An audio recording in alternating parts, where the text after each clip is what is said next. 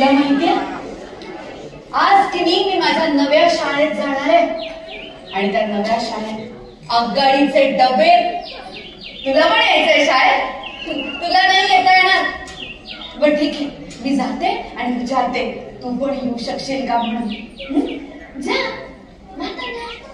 Bye.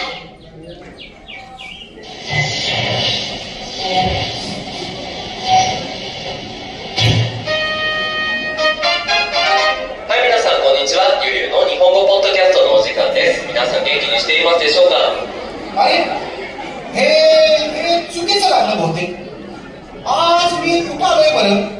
मी आज पुण्यातल्या बाल गंधर्व रंग मंदिर या ठिकाणी आलो ना मी, बरोबर ना?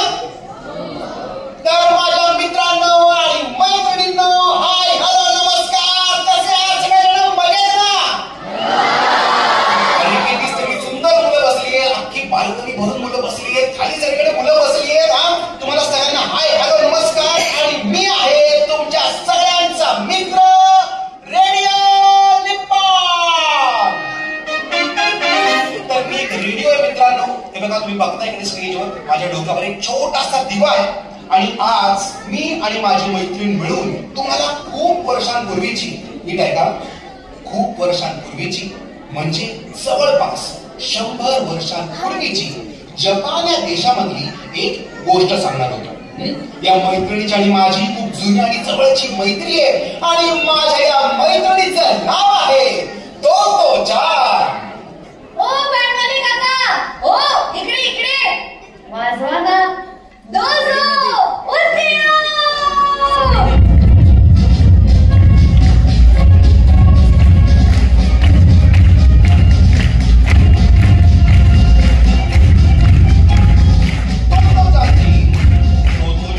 सगळ्यांची पटकन मैत्री व्हायची.